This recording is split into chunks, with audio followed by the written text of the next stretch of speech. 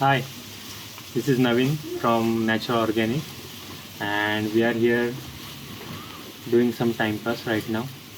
But in this video, we'll coming about some agriculture which we are following. Basically, we are moving towards or approaching to the sustainable agriculture part, wherein there are different types of farming you will be hearing about in the surroundings. So there are chemical farming, there are organic farming, then natural farming and permaculture and whatnot. So basically, you need to understand and see what is the sustainable approach towards all this. So you need to study some aspects of it and you need to follow. But the thing is, in farming, you have to see what is the sustainable approach. I mean, what we can use from nature itself, and we can apply that into the farming. So we follow the Subhash Palekar natural farming, wherein we use cow dung and cow urine and other concoctions made from all this, and we use it in our farming, day-to-day farming. So here we are approaching towards the agricultural part, and we will be coming out various videos in this series, wherein we'll be explaining the various manures, various pest repellent, how to create that in the natural farming and how to apply it in the crops. You have to increase the bacterial count in the farming in your land. So there are currently various farming approaches, like let's say classic example of what we say chemical farming, wherein we use urea, DAP and whatnot into the soil. So what they do actually, they just give the boost to the seeds or to the plants. So they give you the immediate results into that. But when you will see in the long run, your soil is degrading. मातीची धूप होते त्याच्याने. And there are chances, or there not chances, but there is a definitive proof that bacterial count is decreasing. Land is not as fertile as it was yesterday.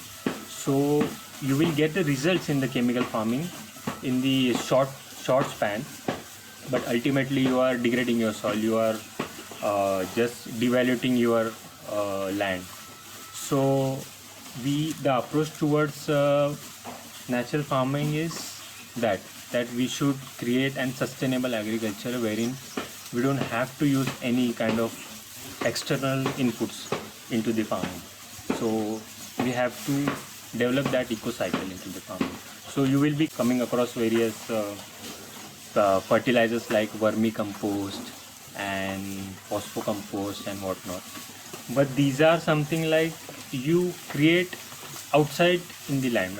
You create into the pit or you create into the bag, and then you apply into the soil. So these are just basic inputs which we can use, but the ultimate aim is to prepare land and prepare land by bacterial itself, by increasing the bacterial count. What we do in the what we say when we make a curd, so what we do, we just put some 1 teaspoon of curd into the milk.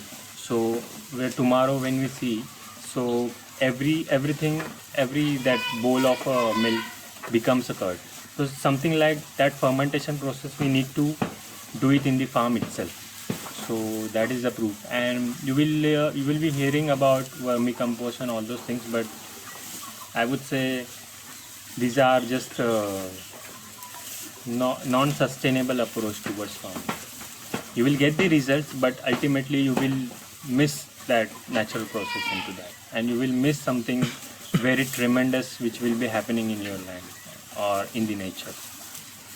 So do you think that, as you said, that vermicompost is not so, the practice of vermicompost is not so good, but people are practicing it on day-to-day basis, and there are lots of people who are practicing it through YouTube, through social media. So do you think lack of awareness or lack of knowledge, or what is the thing that is that has gave us this kind of situation? See, lack of awareness is there, that's the truth. But the thing is, the people like us that who are educated and who not educated in the terms of education or something like that. Farmer knows the better farming than us. But the thing is, their approach is something different. Their livelihood is depend on that. So they don't experiment all these things. They just take what is available right now and what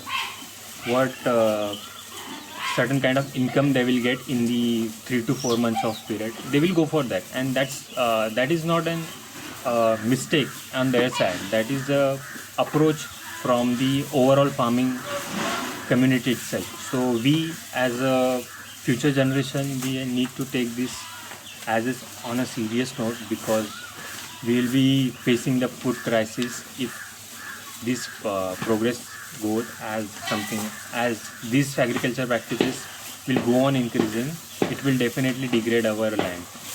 So basically in the vermicompost or something like that, they are ready-made products into the market. So you will collect that from somewhere else, and you will from 50 kilometers apart, and you will apply it here. So the bacterial count is different everywhere, and there is a mismatch between the process. So you need to take that into the consideration, and you need to approach what is there in your pocket, and you need to what is there in your pocket or what is there in your bag, and you have to use that, not as something fancy products like vermicompost and all those things.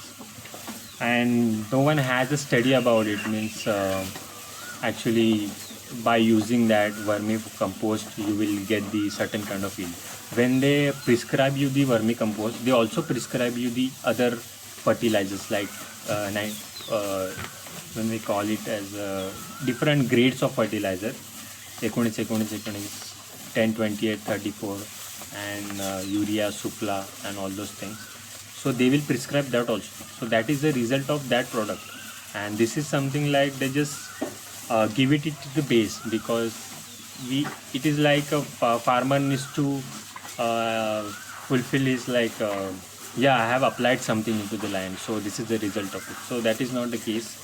You need to study it very minutely. You have to take that approach when you will do the farming, not just that I want to take some kind of results out of that. I want some this tonnage and that tonnage. So your approach should be not like that.